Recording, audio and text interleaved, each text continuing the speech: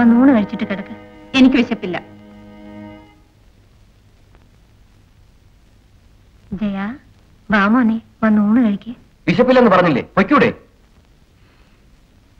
രജനി, ഊണ് കഴിക്കാൻ വരുന്നില്ലേ? ആദ്യം ആ മണ്ടനോട് ഉണ്ണാൻ പറയണം. എടാ മോനെ, നിന്റെ ചേച്ചി നിന്നോട് ഊണ് കഴിക്കാൻ പറയുന്നു. ഞാൻ എന്താ ശാപ്പാട്ടരാമനാണോ? ആദ്യം ഇൻസ്പെക്ടർ സാറിനോട് ഊണ് കഴിക്കാൻ പറയണം. രജനി, നീയല്ലേ മൂത്തത്, വാശി പിടിക്കാതെ വന്ന് ഊണ് കഴിക്കും. നോക്കൂ അമ്മേ, ഞാൻ അവന് വേണ്ടിയല്ല വരുന്നത്, അമ്മയ്ക്ക് വേണ്ടി വേണമെങ്കിൽ വരാം. എടാ മോനെ, നിന്റെ ചേച്ചി ഉണ്ണാൻ വരുന്നുണ്ട്, നീയും വാ.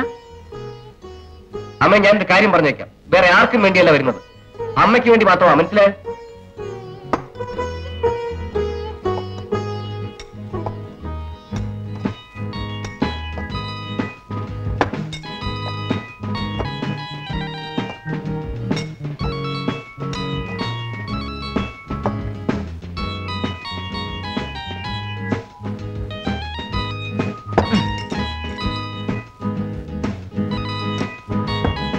ആദ്യം വയറ് നിറച്ച് ആഹാരം കഴിക്കേ, അപ്പൊ വഴക്ക് കൂടാൻ ശക്തി കിട്ടും.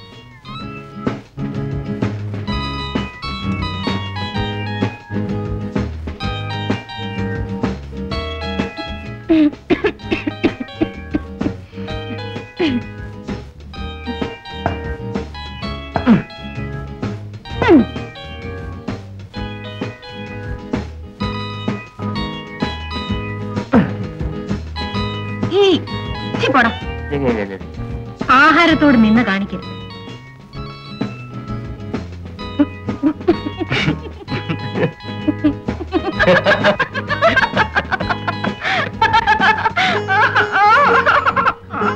കണ്ടോ അമ്മേ, അടിച്ചു നിന്റെ. പോടാ.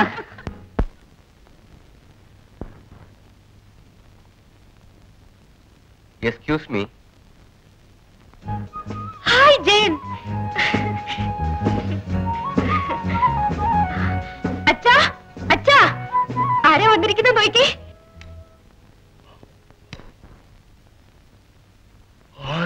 അച്ഛാ, ഞാൻ എപ്പോഴും പറയാറില്ലേ, മിസ്റ്റർ ജയൻ. നമസ്കാരം സാർ. ഇതുകൊണ്ടാണ് എന്റെ മോള്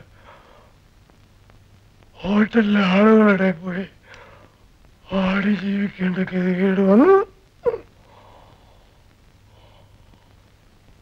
എനിക്ക് ഞാൻ മോളെ കുടിക്കാൻ എന്തെങ്കിലും. ഒന്നും വേണ്ട സാർ, ഒരു ചായയെങ്കിലും. ഞാൻ ഇപ്പൊ കഴിച്ചതേ ഉള്ളൂ. രേഖേ, നാളെ നിന്റെ കേസ് വിസ്താരമാണ്. അവിടെ നടന്നത് എന്താണെന്ന് വിശദമായിട്ടൊന്ന് പറയാമോ?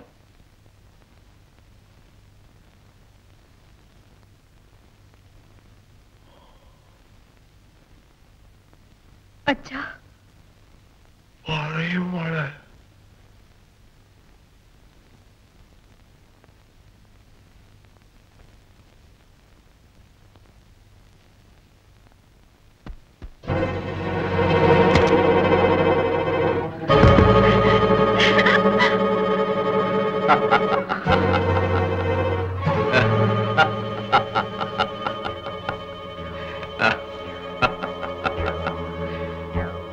Hello, darling. Come on.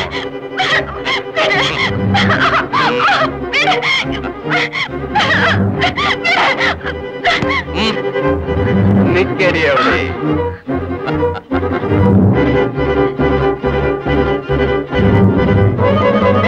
അത്ര പെട്ടെന്ന് ഇങ്ങനെ രക്ഷപ്പെടാനും വാടി.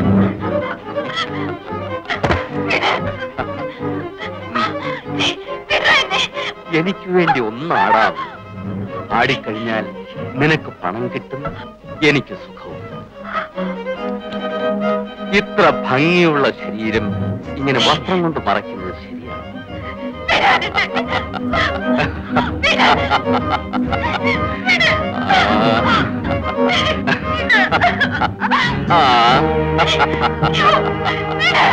ഇങ്ങനെയാണ് അവന്റെ കുടുക്കിൽ ഞാൻ അകപ്പെട്ടത്.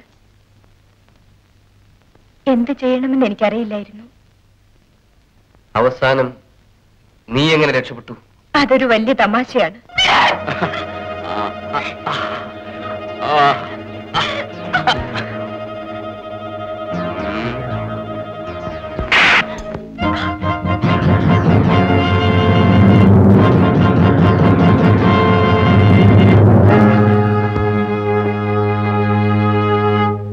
അപ്പോഴാണ് എനിക്ക് മനസ്സിലായത്, അവന് കണ്ണടയില്ലെങ്കിൽ കണ്ണ് കാണില്ലെന്ന്.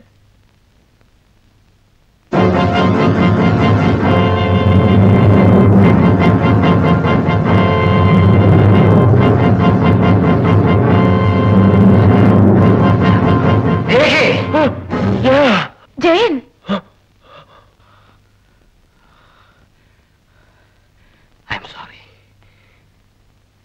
അവന്റെ പേര് ശർമ്മയെന്നല്ലേ? അവൻ ആരാണെന്ന് എനിക്കറിയില്ല, പക്ഷേ അവന്റെ വീട് എനിക്കറിയാം. ശർമ്മയാണല്ലേ?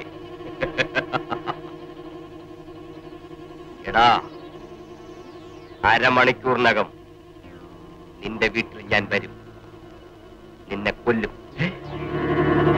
നിങ്ങൾ ആരാണ്? 30 നിമിഷത്തിനകം നീ കൊല്ലപ്പെടും. ചോദിച്ചത് കേട്ടില്ലേ? നിങ്ങൾ ആരാണെന്ന്? അരമണിക്കൂറിനകം നീ മരിക്കും. ഹലോ ഹലോ,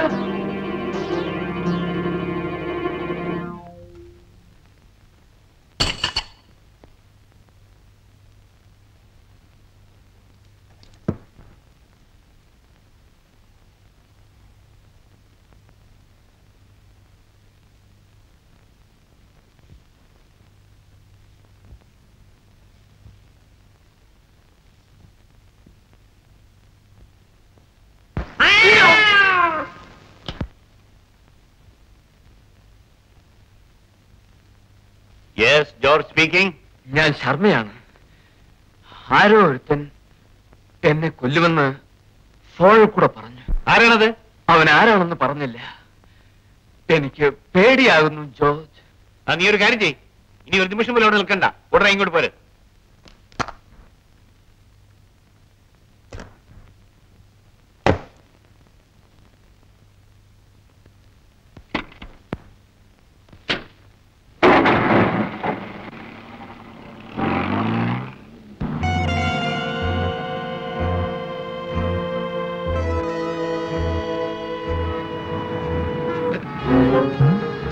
നീ ആരാണ്? ഞാനോ? ഞാനാണ് ഫോൺ ചെയ്തത്. എന്തിനാണ് വണ്ടി നിർത്തുന്നത്? പേടിക്കണ്ട, പൊയ്ക്കുള്ളൂ.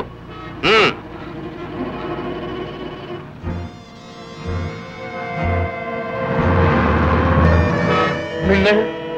പറയാം. 16 വർഷങ്ങൾക്ക് മുൻപ് എന്നെയും എന്റെ ചേച്ചിയെയും കയറിൽ കെട്ടിത്തൂക്കിയത് ഓർമ്മയുണ്ടോ? എന്റെ കൺമുമ്പിൽ വെച്ച് അച്ഛനെ കൊന്ന് ചേച്ചിയെ മാനഭംഗപ്പെടുത്തിയത് ഓർമ്മയുണ്ടോ? ഞാൻ വന്നത് എന്തിനാണെന്നറിയാമോ? ദേവി, ഇത് എന്നെ കൊല്ലരുതേ. നിന്നോട് പകരം വീട്ടാൻ വേണ്ടിയാണ് ഞാൻ ഈ ശരീരം വളർത്തിയെടുത്തത്. നിന്നെ കൊല്ലാതെ വിടുന്നത് ശരിയാണോ?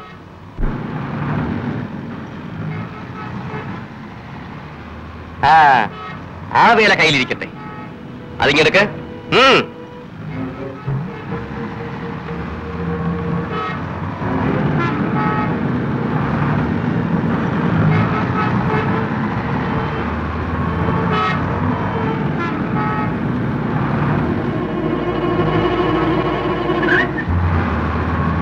എന്നെ ഒന്നും ചെയ്യരുതേ.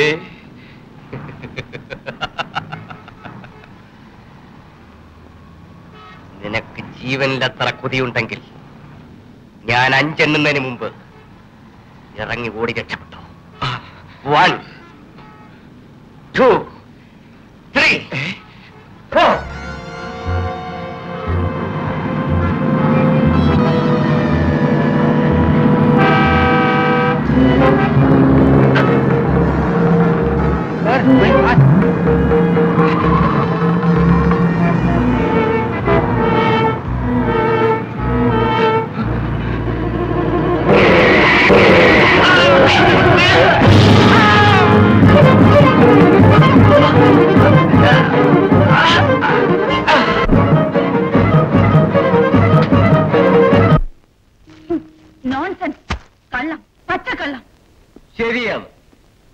ഇത് പച്ചക്കള്ളമാണ്. ഇത് ആക്സിഡന്റ് അല്ല, കൊലപാതകമാണ്. കറക്റ്റ്. ഇത് ആക്സിഡന്റ് അല്ല, കൊലപാതകം തന്നെ. അതും കരുതിക്കൂട്ടി ചെയ്ത ക്രൂരമായ കൊല. Perfectly correct. കരുതിക്കൂട്ടി ചെയ്തത് തന്നെ. അതും നീയാണ് ചെയ്തത്. യെസ്, ഞാൻ തന്നെ. വിറ്റ്നസ്? ആരാണ് സാക്ഷി? ഇപ്പൊ ചേച്ചി പേപ്പറിൽ വായിച്ചില്ലേ, റോഡ് ക്രോസ് ചെയ്യുമ്പോൾ ആക്സിഡന്റിൽ ശർമ്മ ദയനീയമായി മരിച്ചുവെന്ന്? നിങ്ങളുടെ ഡിപ്പാർട്ട്മെന്റ് തന്നെയല്ലേ അത് റിപ്പോർട്ട് ചെയ്തത്? അത് തെറ്റാണെന്നാണോ ചേച്ചി പറയുന്നത്? ജയൻ, ഇന്നത്തെ സാഹചര്യം നിനക്ക് അനുകൂലമായിരിക്കാം. നീ ഒരു കൊലപാതകയാണെന്ന് തെളിയിച്ച് നിനക്ക് ശിക്ഷ വാങ്ങി തന്നില്ലെങ്കിൽ ഞാൻ കേശവക്കുറുപ്പിന്റെ മകൾ രജനിയല്ല. ചേച്ചി, സത്യമായിട്ടും നിങ്ങളുടെ നിയമത്തെ വഞ്ചിച്ച് മറ്റ് രണ്ടുപേരെയും കൂടി പകവരുത്തിയില്ലെങ്കിൽ ഈ ഞാനും കേശവക്കുറുപ്പിന്റെ മകൻ ജയനല്ല. ഇപ്പോൾ വേണമെങ്കിൽ എനിക്ക് നിന്നെ അറസ്റ്റ് ചെയ്യാം. ഒരു വിരോധവുമില്ല. ഞാൻ അത്ര എടുത്തുചാട്ടക്കാരി ഒന്നുമല്ല. നിന്നെ കോർട്ടിൽ കയറ്റിയാൽ ഒരു പക്ഷേ തെളിവില്ലെന്നും പറഞ്ഞ് നീ രക്ഷപ്പെട്ടേക്കാം. തക്കതായ തെളിവോടുകൂടി തന്നെ നിന്നെ ഞാൻ അറസ്റ്റ് ചെയ്യും. എനിക്ക് ചേച്ചിയോട് സഹതാപം തോന്നുന്നു. ജയൻ, ഇതുവരേക്കും എനിക്ക് 3 ശത്രുക്കളെ ഉണ്ടായിരുന്നുള്ളൂ. ഞാൻ കാക്കിയോട് പണിഞ്ഞത് തന്നെ അവരോട് പകരം വീട്ടാനാണ്. എന്നാൽ ഇപ്പോൾ നീയാണ് എന്റെ ആദ്യത്തെ ശത്രു. ഇല്ല, ഇനി ഈ വീട്ടിൽ ഞാനും നീ ഒരുമിച്ച് കഴിയുന്നത് ശരിയല്ല. പോ പുറത്ത്. ചേച്ചി, ഇനി നീ എന്നെ അങ്ങനെ വിളിക്കരുത്. ഒരു കൊലയാളി എന്റെ അനുജനായിരിക്കാൻ പാടില്ല. Get out. സന്തോഷം. രജനി, എന്താ ഇതെല്ലാം? അമ്മേ, ഇന്നു മുതൽ അമ്മയ്ക്ക് 2 മക്കളില്ല, ഒരാൾ മാത്രം. അതാര് വേണമെന്ന് അമ്മ തന്നെ തീരുമാനിക്കണം. ന്യായം നോക്കിയാൽ ഞാൻ ഇവനോടൊപ്പമാണ് പോകേണ്ടത്. പക്ഷെ നിന്നെ തനിച്ചാക്കിയിട്ട് പോകാൻ എനിക്കൊട്ട് മനസ്സനുവദിക്കുന്നതുമില്ല. എന്താണ് നിൽക്കുന്നത്? ഞാൻ പോകാൻ പറഞ്ഞില്ലേ?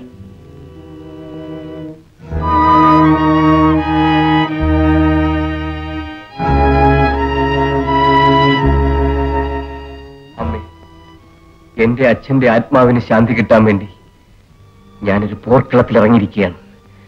ഇതിൽ ഞാൻ ജയിക്കാൻ വേണ്ടി എന്റെ അമ്മ എന്നെ അനുഗ്രഹിക്കണം. അമ്മേ, അവനെ അനുഗ്രഹിക്കരുത്. അവനൊരു കൊലപ്പുള്ളിയാണ്.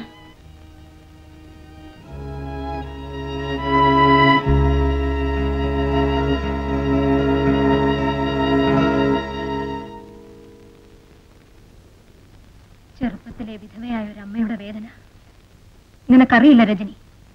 എന്റെ രോഷം ഞാൻ ഇതുവരെ എന്നിലൊതുക്കി. ഇനി അത് വയ്യ. പോയിട്ട് വാ മോനെ. നിനക്കെല്ലാ നന്മകളും നേരുന്നു. പോ. നിയമത്തിൻ കരിനിഴലിൽ രക്തബന്ധമുലയുന്നു.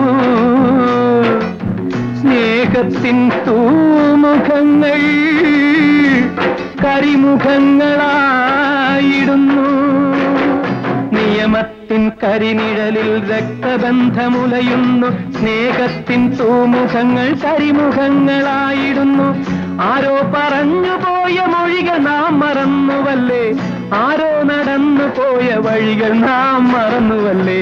മാറ്റുവിൻ ചട്ടങ്ങളെ ആശാൻ പാടി, കുമാരൻ ആശാൻ പാടി, പല്ലനയാറ്റോള കാറ്റേറ്റു പാടി. എന്താ സാറേ? വളരെ കാലമായി നീ പാട്ടും പാടി നടക്കുന്നത് ഞാൻ നോട്ട് ചെയ്യുന്നുണ്ട്. ഞാനും എല്ലാരെയും നോട്ട് ചെയ്യുന്നുണ്ട്. ഓഹോ, നീ പാട്ടുപാടി നടന്നാൽ നിയമം മാറുമെന്നാണോ നിന്റെ വിചാരം? അയ്യോ, ഇത് ഞാനല്ല സാറേ, കുമാരനാശാൻ പാടിയതാ. അത് നീ എന്തിനു പാടുന്നു? മനുഷ്യരാൽ വഞ്ചിക്കപ്പെട്ടവൻ മനുഷ്യരെ പഴി പറയും.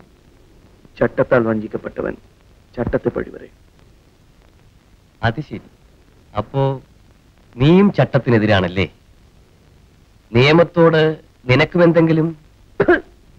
നിയമം? ആ നിയമമാണ് സാർ എന്നെ പിച്ചപാത്രം എടുപ്പിച്ചത്. അതിന്റെ കഥ കേൾക്കണം.